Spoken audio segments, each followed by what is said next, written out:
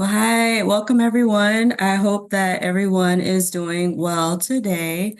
We're excited for you all to join us for the second iteration of our HepNet LLE webinar series. This session is called Culture Shift, Applying Lived Experience and Advocacy to Hep C Treatment Programs. And we are joined today by our speakers, Dziko Singleton, who, in addition to being a HepNet Leading with Lived Experience consultant, is also the CHR Program Coordinator at Health Brigade. And we also have Darius Pryor, who is the HIV Prevention Program Manager at Health Brigade. So I won't delay you all any longer. We're going to have a really great hour today, so I hope you all enjoy. We're going to keep it on mute during the session, but feel free to type any questions in the chat, and then we'll have a Q&A afterwards. So you can feel free to unmute, raise your hand, or put any questions in the chat. All right, so I am going to stop sharing the screen and let our presenters start. All right, and I am getting there. Here we go. All right, and then we want to go, there we go. Can everyone see everything okay? Thumbs up, yeah, okay, cool. So hello everybody, again, my name is Darius Pryor. I'm the HIV Testing and Prevention Program Manager here at Health Brigade, and I'm joined by Dziko. Yeah, and we're gonna be talking to you today about some of the work that we've been doing over the past 3 years as it relates to improving our Hep C program, everything from testing through to treatment.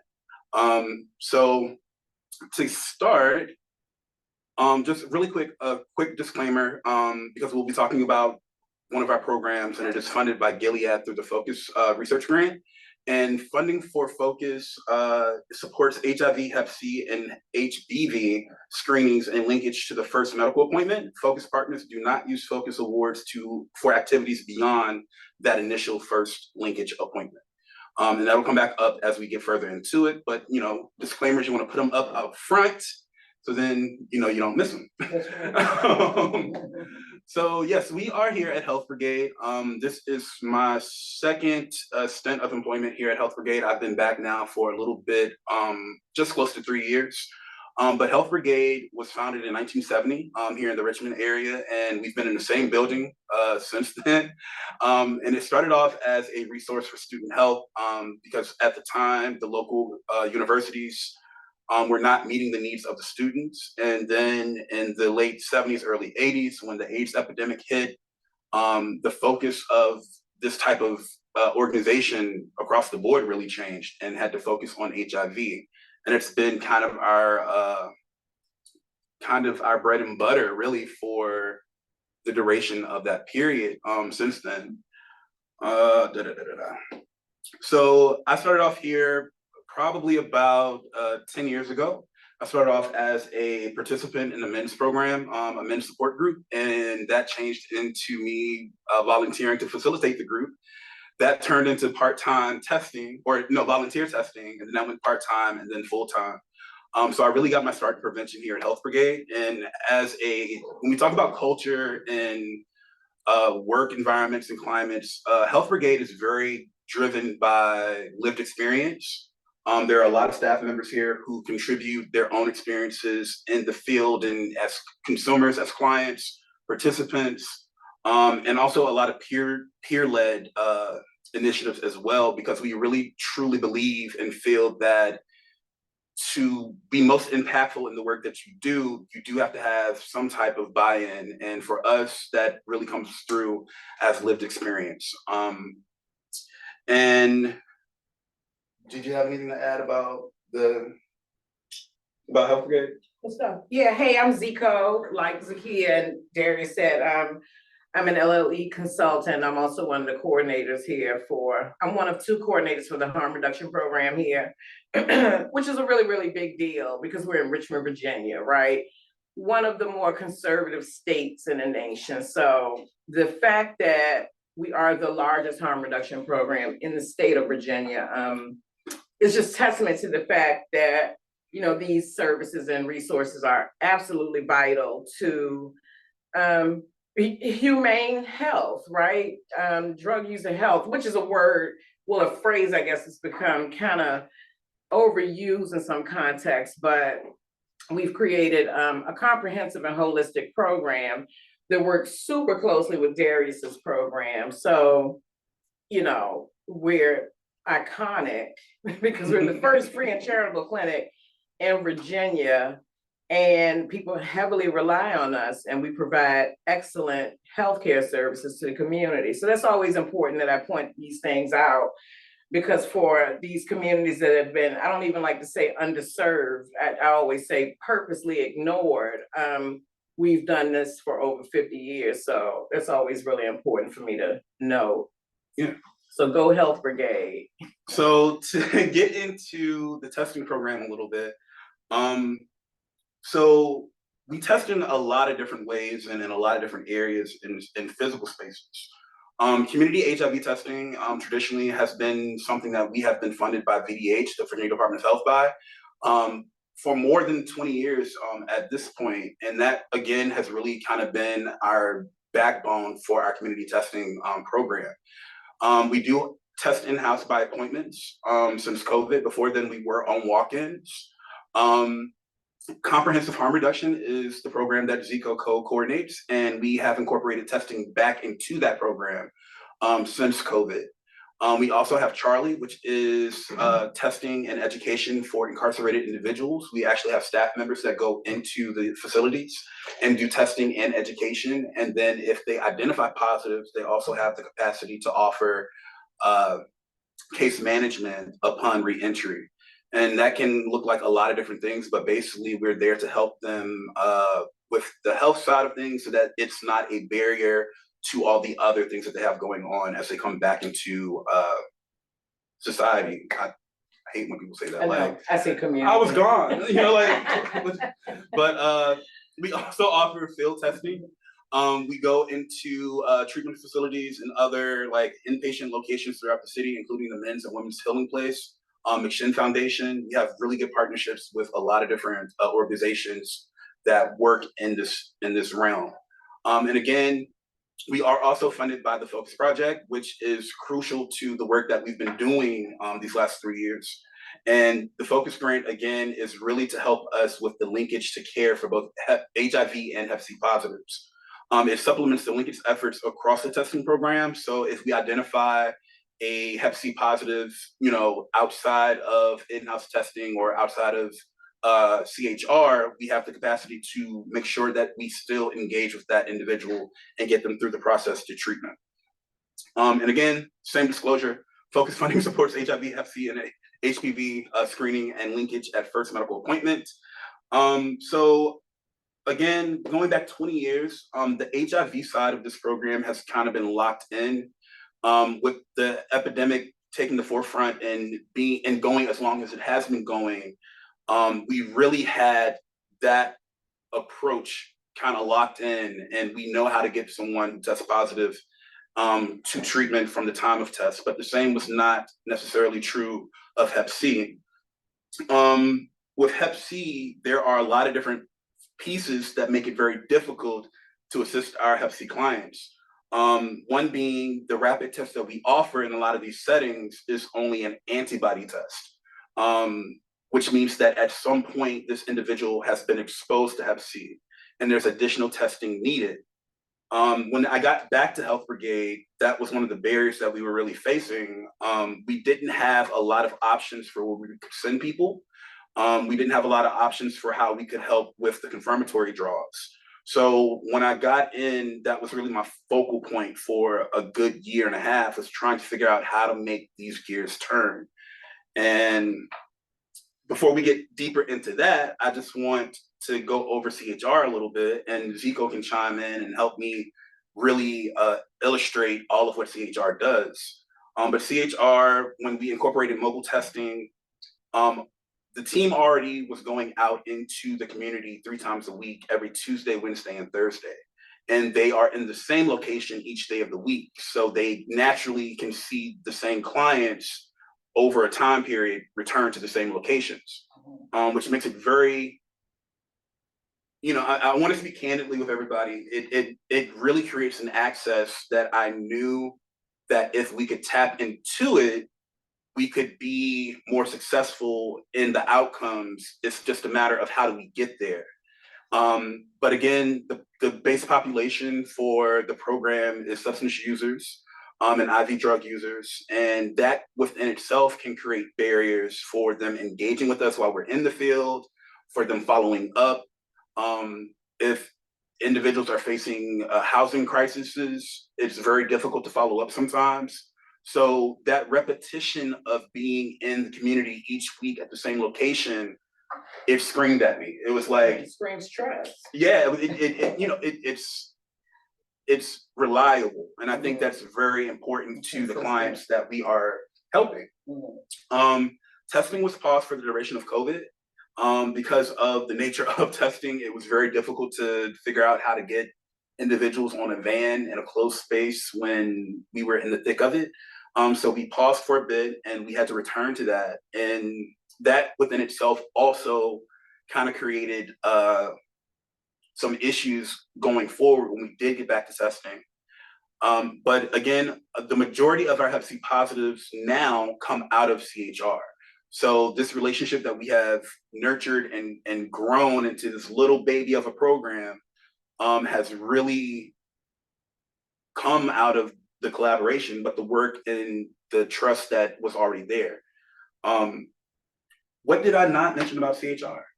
So, I mean, I'm sure with this being a HepNET call, most people are aware, but we also do needle exchange through CHR, which is the real backbone of that program, is being able to provide clean works and supplies to our population who is seeking them. Yeah. But what did I miss? I don't think you missed anything. I just think that the collaboration and the partnership that we've created has super duper strengthened people's proactiveness into coming and being like, hey, these people show up every single week. They offer testing every single week. I'm going to go and get my results. I want to know my status, because we know that everyone deserves to know their status. Everyone deserves humane health care. And just seeing us show up week after week has opened that up, exponentially.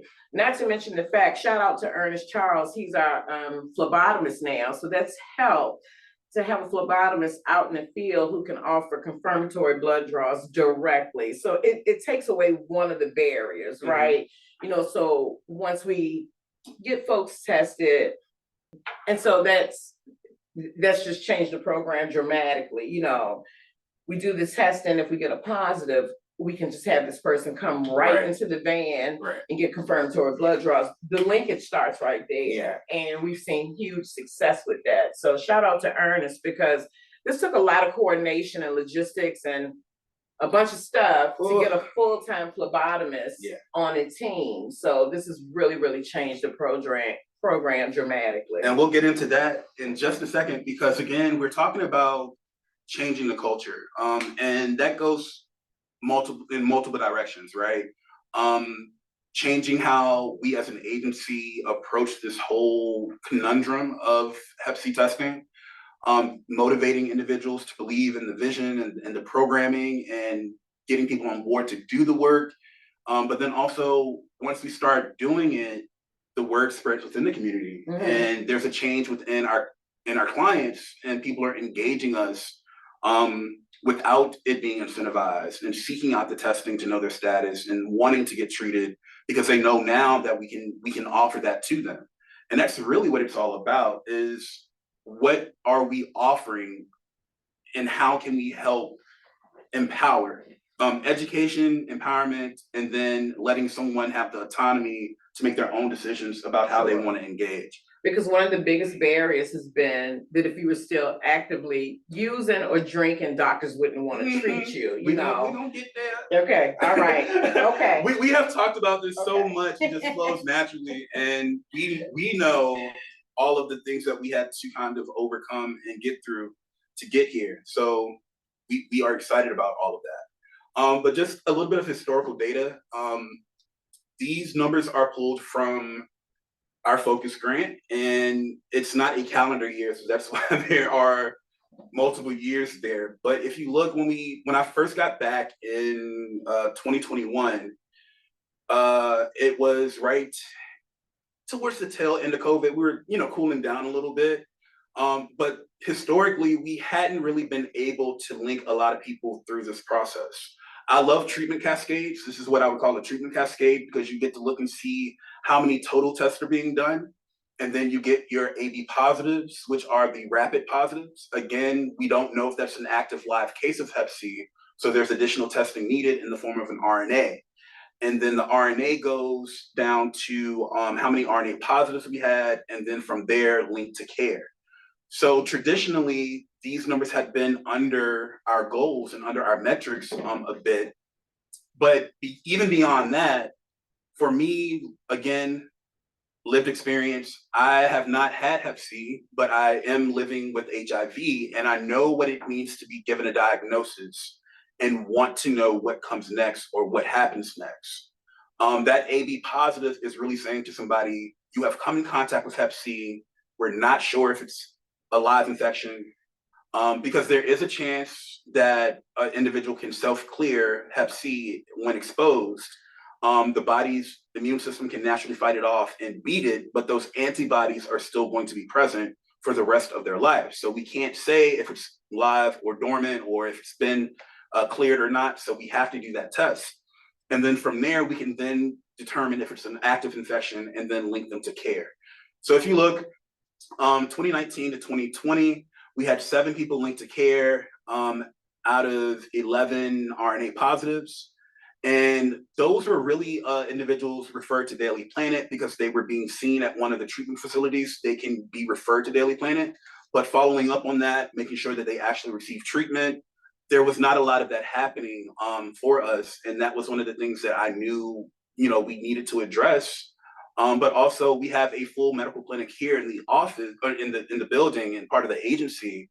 Why can't we refer them there for whether it be the confirmatory or the treatment? One of the things that I love about my position and my role is that I am a problem solver and I love puzzles. And when I came back, I could see all these different pieces of a larger program just kind of being present. And we just needed someone to thread that needle and kind of feed everything into getting started. And that was, really what I prided myself on. And a little bit now too, now that we're seeing major improvements, I'm like, look at what we did together. But also look what came out of my mind. Because, you gotta teach yourself sometimes. And you should, because, you had this whole creative vision going on of what these programs could be, not just to satisfy the Virginia Department of Health, but to make sure that we provide these services. So, the things that you wrote on the whiteboard in your office have really come to fruition. So you should be kind of proud right there. I'm proud. Well, thank you. So in 2021, we actually both started in 2021, and I know what was going on with the testing program, particularly with the Hep C stuff. And we started making improvements, started making changes, but this was not an easy process. But as you can see, we did do a little bit better with volume as we came out of COVID and starting this process and getting going. We also improved on the number of RNAs done. And yeah, so moving right along, talking about that process. So our first hurdle was really, before we even get into the lab orders, one of the issues that Dziko had already mentioned is that there was nowhere to send anybody for treatment here in the Richmond area. A lot of the larger health systems, the hospital systems here in the area will not treat an individual if they're actively using. And for this population, that automatically rules out a great deal of clients. So we had to figure out where were we going to link individuals. And the first option that we had was UVA. University of Virginia has a telehealth Hep C program. Shout out to Terry Nick. Yeah, Terry Nick, just a phenomenal community-driven individual. When we had a call and she was all on board, here's what we need. And part of what she needed was an additional 3 tests that were not approved for under our VDH grant. So then we say, okay, so how are we going to get these tests done for these clients? That meant another meeting with Terry and with VDH. And what we were able to do was get VDH to approve the additional 3 tests. Now, it is cost efficient to do the first 3 and see if the person is actually infected with Hep C before you move on to the other 3. But we have, again, our population is extremely difficult to retain an engagement and to follow up with. So we had about 2 weeks of trying to get all 6 of these labs at one time, and that actually worked out. We saw much more success with follow-up and engagement and completing all the tests at one time, so that the next step was setting up the treatment. And then some other pieces of this too. Again, this was not an easy process.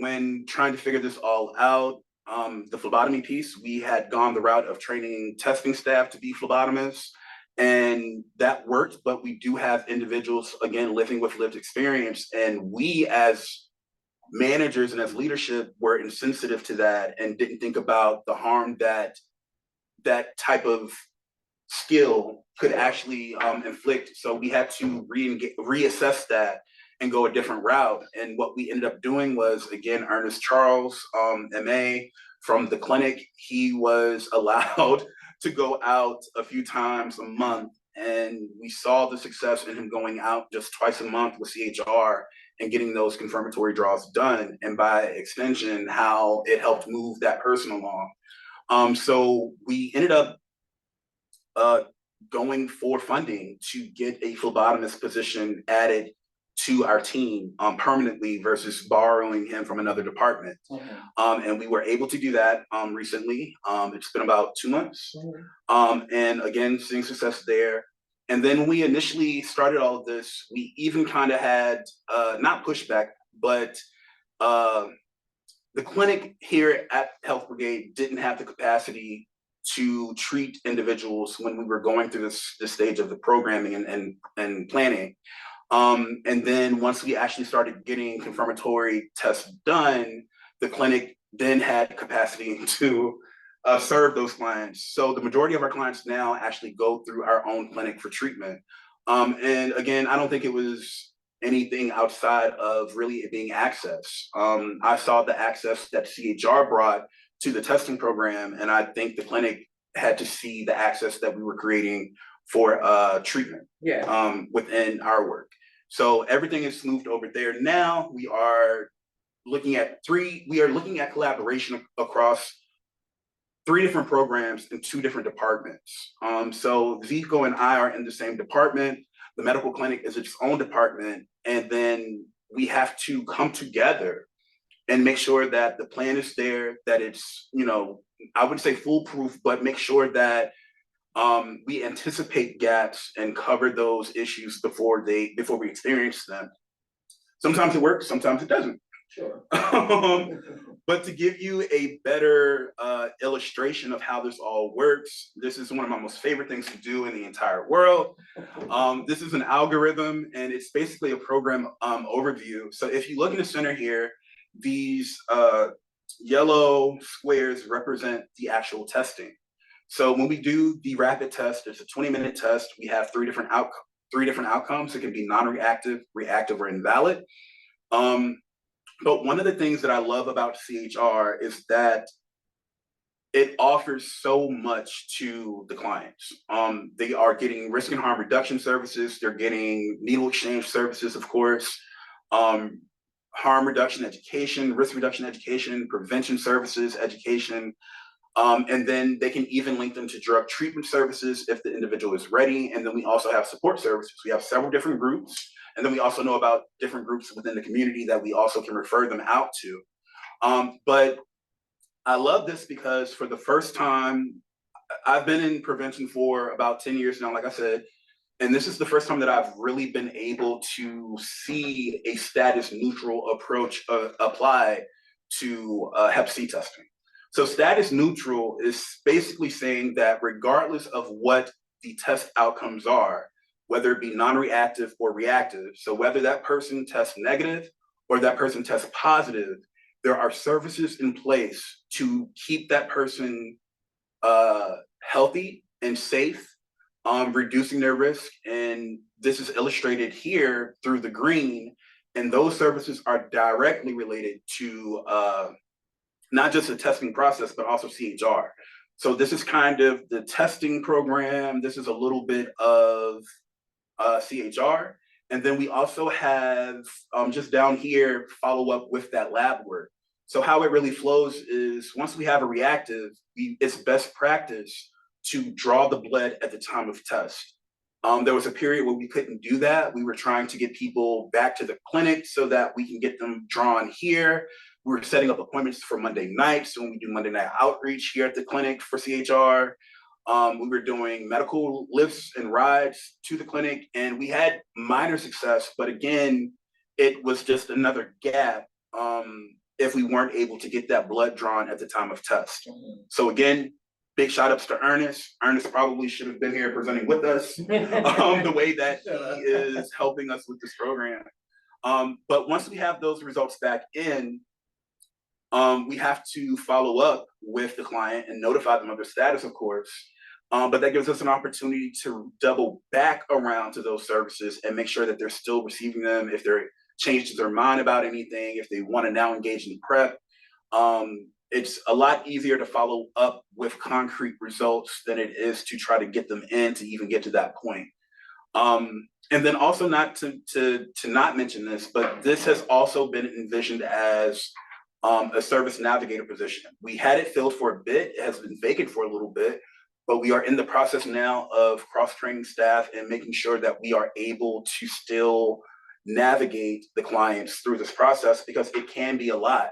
But we want to make it as low barrier as possible. So that person will help them with entitlements and enrollment into health, into Medicaid if they qualify. They will also help them with those referrals to drug treatment services to make sure that they have all the things that they need to remain healthy and have better health outcomes while they are using. Absolutely. So this is kind of a snapshot of last year and this year. This comes from a different data pool than the graphs before. This is directly from our CHT grant that we just wrapped up with VDH.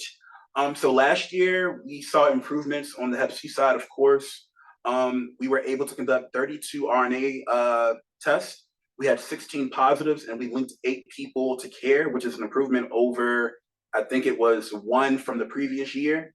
And then this year, while this grant has ended, it's really we're going into our third quarter for the calendar year. And already we have seen huge improvements even over last year. So we've had 60 antibody positives, so rapid tests. We've done 60 and had 60, we've had 60 of those tests be reactive or preliminary positive. Of those 60, we've had 36 people conduct RNA tests, which is a huge deal. So when we put that into our report, it auto-populates the percentage. We were able to link 60% of our preliminary positives to confirmatory testing in this year. Again, whether that be with Ernest being borrowed or him now being fully on HOD side, that's just phenomenal. It really is. And then of those 36, we were able to, we identified 26 positives, which, you know, is a good percentage of that. But what I really like about that number is that that means that we also were able to notify 10 individuals that they did not have an active case, which is just as important as knowing that you are actively infected. And we were able to link 12 people so far to care this year. And then CHR is a huge program. Just by itself, 2,951 participants this year so far.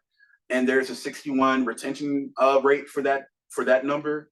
And that retention is actually calculated at 2 or more visits. So not even just 1 visit, but they've come back 2 or more times to the program and access the program for resources or testing. And then we've had 76 HIV tests through the program. And then we've had 80 Hep C tests done so far this year through CHR, through our collaboration. So I really do think that, you know, when you're in program management, the numbers mean a lot because they kind of provide you the proof to the, you know, to the pudding. And this is representative of the collaboration and the work that we've done over the last few years and really the grind. It feels, you know, it felt like for a long while, every time we resolved one issue, something else would pop up and we would have to almost not start over, but it kind of gave that type of jolt to the program. Go back to the drawing board and tweak some stuff. Yeah, you know, and it's been a lot of different things. It's been, you know, again, program cross collaboration in programs. We don't always see eye to eye, you know, and that's not normal. Sorry for the double negative, but you know, I feel like it's very normal for that to happen. I think, you know, when we first started this and we were talking about the treatment process, I think, you know, a lot of people on CHR thought that my goal was to have each and every person that we test linked to care. And, you know, there was a huge pushback. You know, that's not how our program works and that's not how our clients operate. And, you know, I understand that. The goal was never to have 100% of individuals tested linked to care. But we did not have the pathway for the individuals to get to care. Sure. And again, it's about what you're offering. You know, if you have nothing to offer, you're not going to have anything come out of what you're doing. So let's evaluate that a bit. Let's figure out what we can do. Let's use the programs and the teams that we already have in place a little bit smarter so that we can have something to offer. And then let's have a service navigator to walk with that person along that path, not to solely motivate, but there's, again, empowerment and peer-led services. Absolutely. So, you know, I think we are in a better space now than we were 3 years ago. And I think the work is there and everyone has seen it. We're motivated in a whole new way. So with that in mind, what's next? So we are in the process of scaling up through our partnership with Gilead. Scaling up meaning we are looking to increase not just the outcomes, but also the work and how we do the work. We are looking to offer in-house testing Monday through Friday versus Tuesday through Thursday as it currently is. We are bringing in other testing staff to assist in that process. So Charlie and even, you know, some of our other programs that have testers on staff that aren't necessarily testing, we want to utilize those skills and get them, you know, in on the mix and, you know, have them test their own clients and spread the word that testing is still needed, even if you know yourself to be positive. Sure. Still evaluating the return to walk-ins. We want to get back to walk-ins. I think that's where a lot of testing programs do the biggest numbers is when you can't really, when you're not restrictive or restricted by appointments. CHR is conducting Hep C surveys at the moment. And the Hep C survey is knowledge-based, and it's a tool that we can really use to engage with the client around Hep C testing. The survey itself is incentivized, so as they fill out the survey and they're answering these questions, and then they get the answers back, it's kind of like a pop test, pop quiz. But as they get the answers back, and they can kind of see where they are in their own knowledge base, that's motivation to engage in the testing side of things. And because this is a NASTAD call, I felt it was appropriate to just let y'all know that Dziko and I are applying for the NASTAD's Emerging Community Leaders Program. We're hoping that in participating in this program that we gain the skills to kind of advocate more for our programs in ways that are better received. I think one of the things that we struggle with a bit here is there is a structure and a culture that has been that way for a very long time, but we've had new people come in and a lot of people who really can contribute to some of those larger conversations, but aren't always invited, you know? So I'm hoping that in participating in that program, I hope that I get the scholarship and that I get to participate along with Dziko, but I hope that we gain skills and knowledge base, you know, just tools to help us kind of navigate this space, the bureaucracy of it all.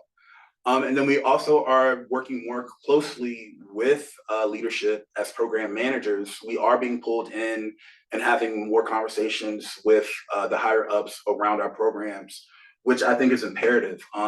It's very difficult at times to kind of manage a program, but not be bivy to all of the different developments or things that are happening around it.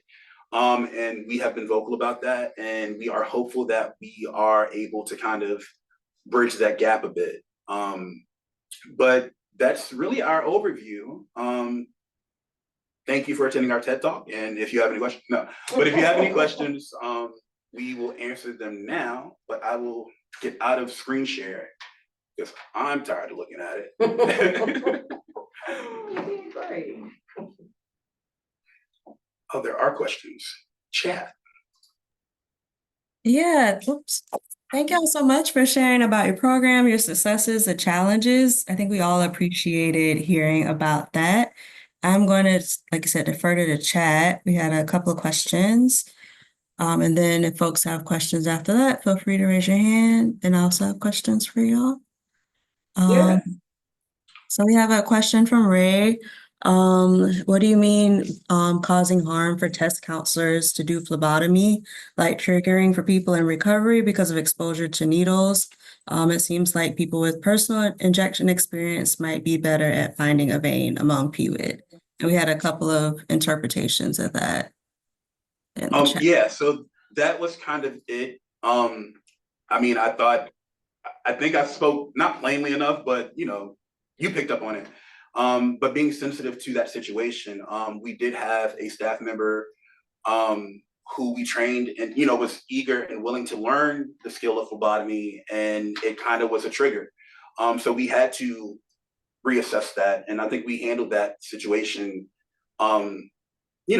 the best that we could, and everyone was retained at the moment, and everything was fine. So I don't, I think we just had to kind of take a moment to say, okay, so if this isn't going to work, how do we pivot?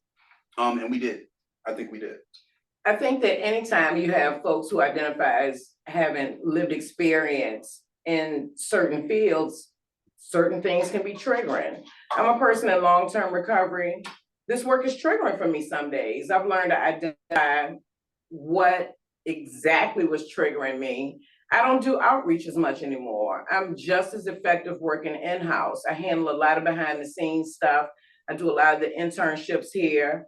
And one of the things that Colin King and I, my co-coordinator, that we're super respectful of are people's triggers, people who come and apply for these jobs or for these volunteer internship spots who identify as having lived experience. I have a 3-room supply closet full of syringes and other using supplies. It was hugely overwhelming for me my first day, and I was already To be clear, because we were rereading the questions, it wasn't harmful to the clients. This was a staff issue, and we resolved it. But again, going into that, the person was willing to go through the training. They did receive proper training to become a phlebotomist, because I think there was mention of peers using less safety precautions. But no, properly trained, formally trained. We've sent quite a few people through phlebotomy training, and it's a 12-week program. It's pretty extensive. But yeah, are there any other questions? I can't get, oh, there it is. Yeah, we had a question. Will y'all be able to share your algorithm?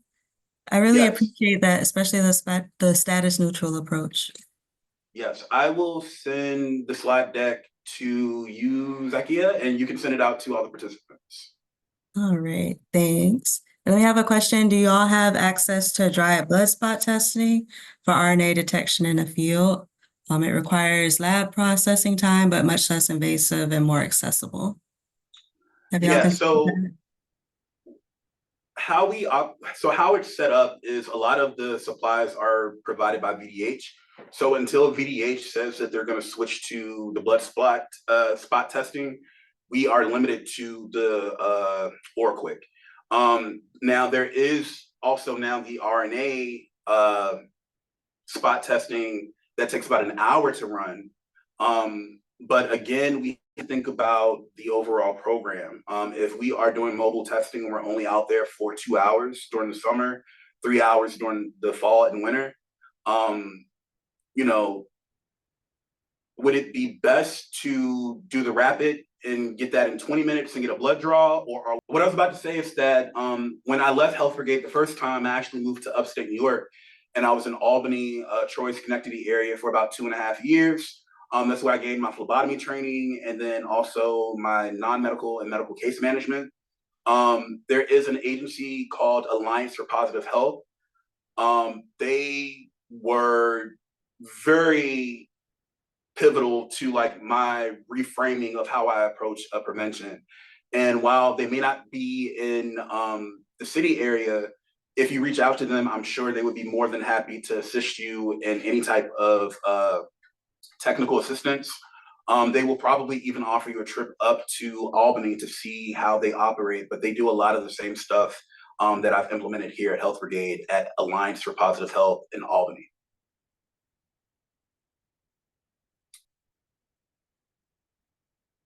Awesome, thank you. We also have a question. Any advice for engaging this population with sensitivity and cultural humility? And I guess I want to add to that and see, how do you ensure that all staff are taking that same trauma-informed approach to addressing and working with clients, not just outreach staff, but frontline staff, like the entire organization, leadership? Well, so at Health Brigade, we are a trauma-informed agency. We're constantly in trainings and different planning sessions about how best to serve the populations. And so this is one of the main reasons why Darius and I titled this webinar, Culture Shift. You know, we knew that certain groups of folks weren't receiving the care, the respect, and the dignity that they deserved. We knew that Health Brigade was willing to back us in the ways that we saw fit. And so when you see the communities that we go out to do mobile outreach are historically Black communities here in the city of Richmond, right? So I always say, I don't know how willing I would be to approach this huge Sprinter van, you know, with no one on board who looked like me and get a bag of syringes and be tested. I know I wouldn't, you know, so this was important. And shout out to Colin King for recognizing the importance of a Black woman who identified as having a lived experience join the management team, right? I think that it's changed things exponentially because programs like this can be white savior driven. And this was some of what I inherited when I got here. So we're constantly in different trainings. We have these really, really hard conversations about what it looks like to be a Black or brown person and be on the receiving end of these services and these resources. We understand what it means to be purposely ignored. Like I said, I'm in long-term recovery. You know, I can't say that I would have come to this program I just wouldn't have, you know what I mean? So, you know, this is where these conversations come up. This is where Darius's extensive expertise shows up in the collaboration with folks like me with the carceral experience, right? So, you know, there's this whole spectrum of different respects that need to be attended to. And that extends to our white staff on the teams who have been just incredibly respectful in regard to what I see as, you know, best practices for these outcomes that we're looking for in the most respectful and culturally sensitive ways. I don't really know if I'm answering your question, but I'm just trying to speak to the way that we've had to totally change the dynamics of the CHR, the Comprehensive Harm Reduction Program, and how these collaborations with my program and Darius's had to evolve. It took a lot of difficult conversations.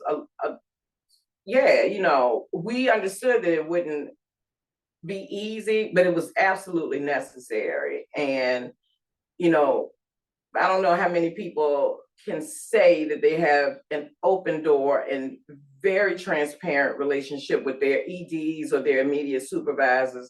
But luckily we do here, and we've had some breakthroughs with both of these programs. So I hope that kind of answers your question. Trainings and these hard conversations is how you get there. And having Black people in leadership. So, there you go.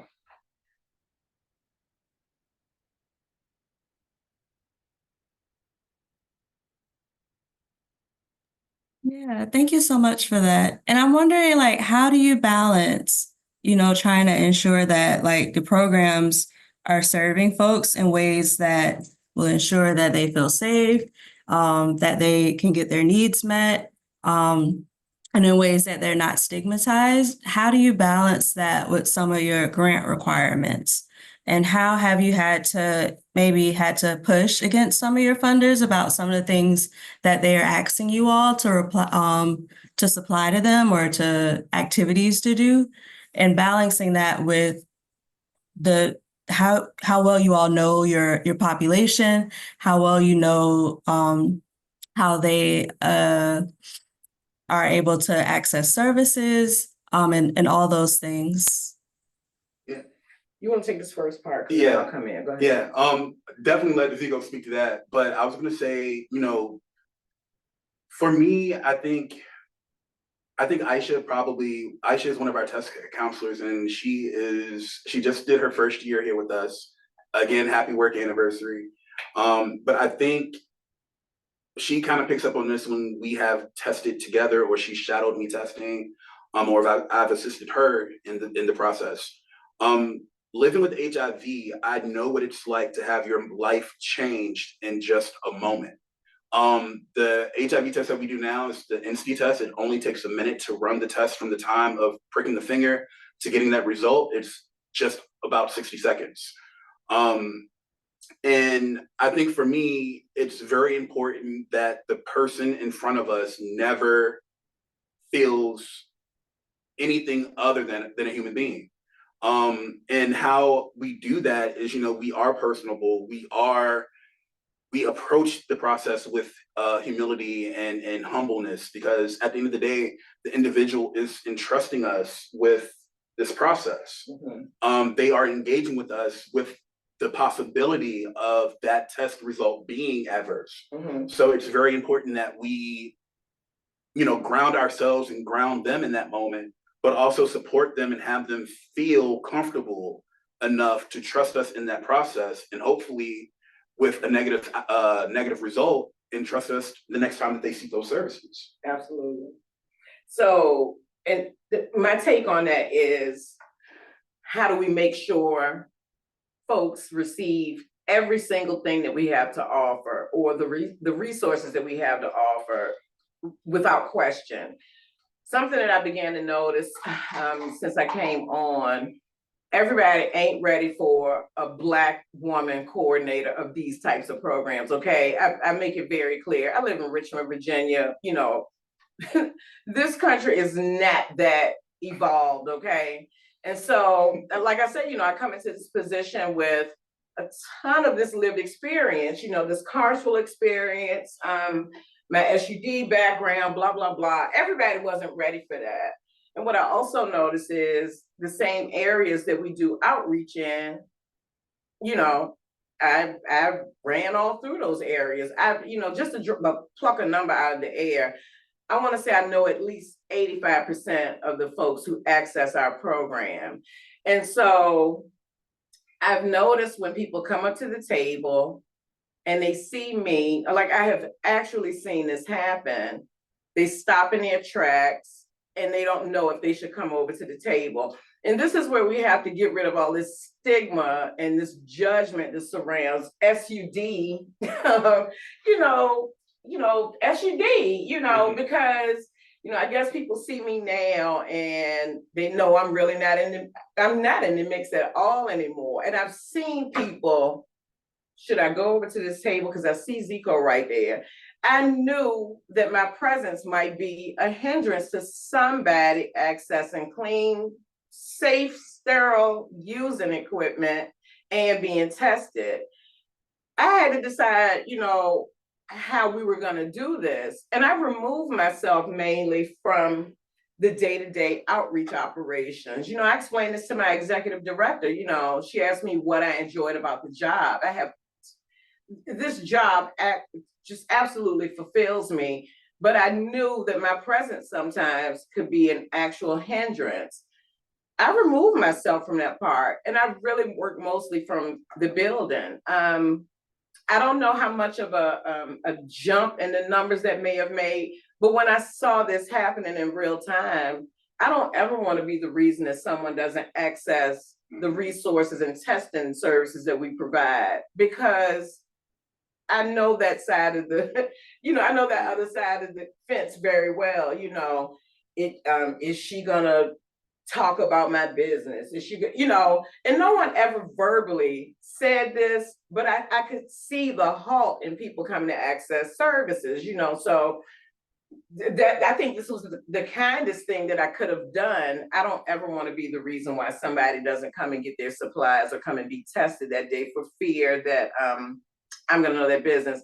And some of y'all might be able to relate to that and some of you may not, but this was a decision that was absolutely respected by my colleague Colin and by my supervisor and my ED Karen Legato. And I just want people to get every single thing that they need. If that means me not being as visible, so be it.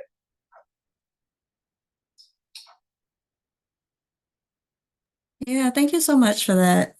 Yeah, and I appreciate not letting ego get in the way, I guess. Oh, Making sure absolutely. yeah. It's not that deep for me, but what really is that deep for me is that people get what they need, because, people showing up to the table is recovery in and of itself. You know what I mean? I got a ton of stuff to do here, so I don't have to, I don't have to be out there as much. So, it's just a decision we had to make. Yeah, thank you. We have a couple minutes left and we have a couple of questions. So we have a question from Ian. It says between 2023 and 2024, it looked like you were able to do half the rapid antibody testing, but had an increase in positive antibody and RNA results. Was this due to more focused testing locations? Any insights would be appreciated.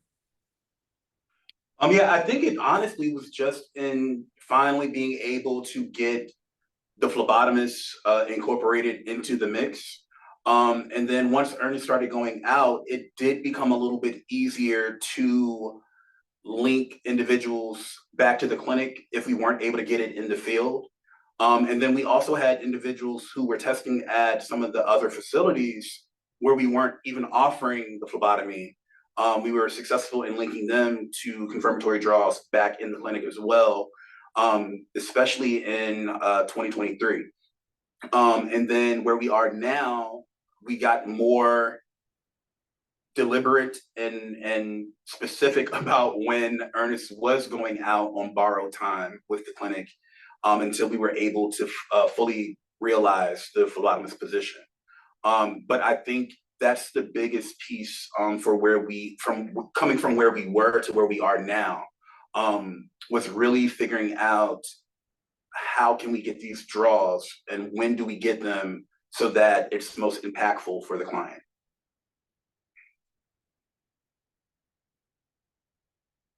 Thanks for that. We do have a question. What is the phlebotomy program that you use to train your staff?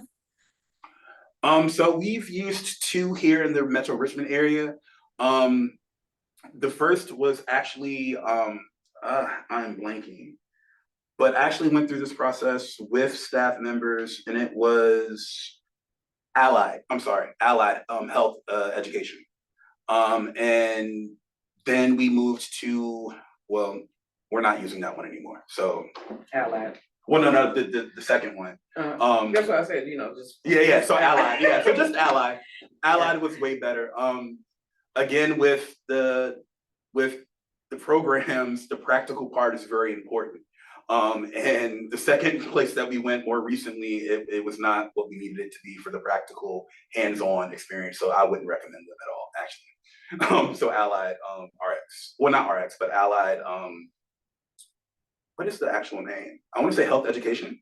I don't know, type in allied phlebotomy and that should pop up. Yeah. All right, thank you. I know we didn't get to all the questions and we're a little after the top of the hour, but folks can email y'all if they have any further questions. Absolutely, Yes. absolutely. Awesome. Well, we want to thank y'all so much for sharing today. Thank y'all for your honesty and for sharing a lot about yourselves with us. I know that can't be the easiest thing, so we appreciate it. And I don't know. This was a really great session. I love listening to y'all speak and learning everything about y'all's program and how much y'all just care so much for your clients and ensuring that they really get the services that they need. So yeah, thank y'all so much, everyone in the audience, for joining us today. And yeah, we will see you all again soon for another HepNet webinar. So details TBD.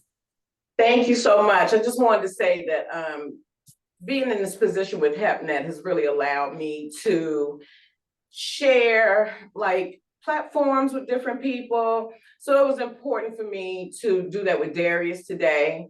Darius and I, we share family members. We're from the same neighborhood, and Darius is an absolutely brilliant visionary. So it means a lot to me that I could share this space with him, that we could do this webinar, because Black men in these spaces are still too often, one time is too much, still weaponized, still villainized, and he does brilliant work here from his office that many people may not know about. This was absolutely important for me to show him off, to let him do his thing, because he is so graphs driven and numbers driven about stuff that I'm just like, okay, whatever, but he gets it done. So thank you for allowing me to share this space with him. This is my love letter to him. I love Darius. I'm always in awe of what he does. So thanks for letting us share. Thank you. Thank you. Thank you for letting us participate in the love. It's been great. Of course. Thanks, everybody. We'll see y'all soon. Thank you. Bye-bye.